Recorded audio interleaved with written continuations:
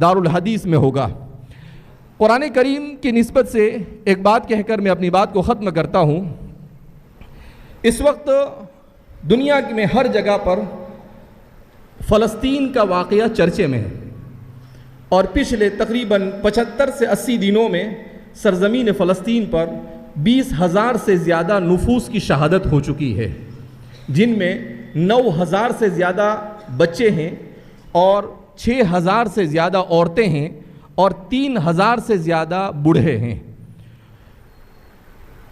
ابھی کچھ دنوں پہلے ہمارے ایک فلسطین کے ایک دوست ہے، انہوں نے ایک کلپ مجھے بھیجی جس کا عنوان تھا سر صمود غزہ، کہ غزہ کے مسلمانوں کی استقامت کا راز کیا ہے۔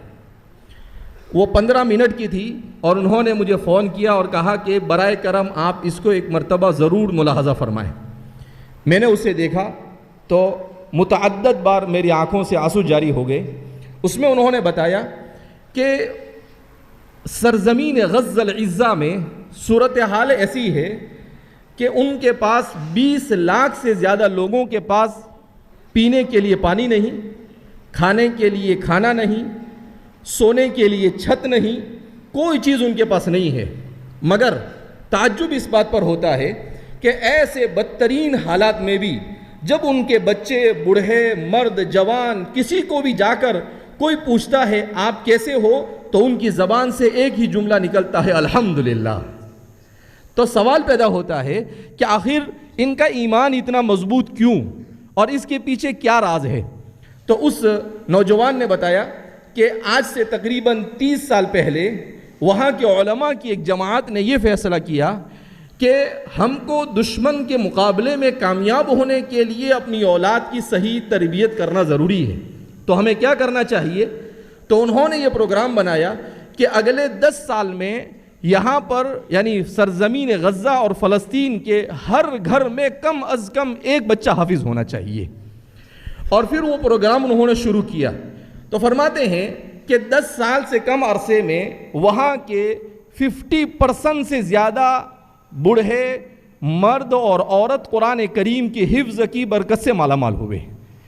کہا اس وقت صورتحال یہ ہے کہ قرآن کریم کے پڑھنے، پڑھانے اور سمجھنے سمجھانے کے 20 لاکھ کی آبادی میں 1150 مراکز ہے اور 9,000 سے زیادہ قرآن کریم کے حلقات لگتے ہیں جس میں قرآن کریم کو حفظ کروایا جاتا ہے۔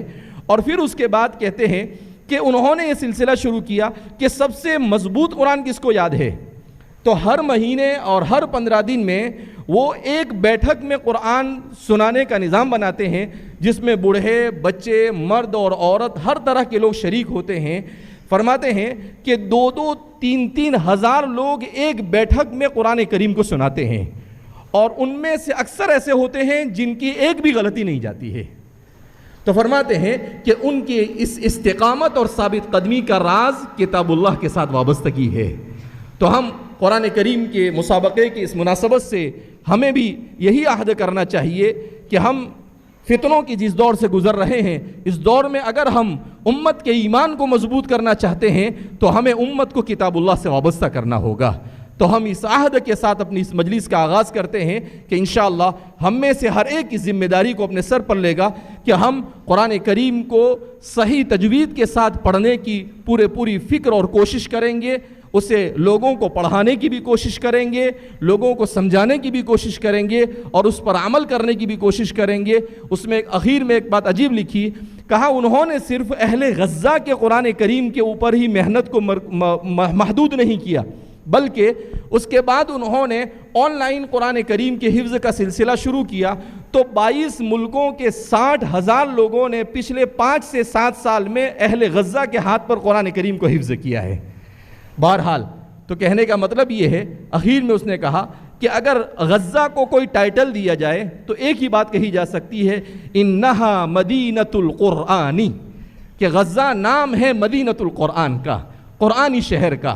اللہ رب العزت ہم سب کو بھی اسی طریقے سے قرآن کے ساتھ وابستگی نصیب فرمائے، اور اللہ رب العزت ہمارے اس جمع ہونے کو قبول فرمائے اور ہم سب سے راضی ہو جائے، ایسے اعمال کی توفیق مرحمت فرمائے۔ والسلام علیکم۔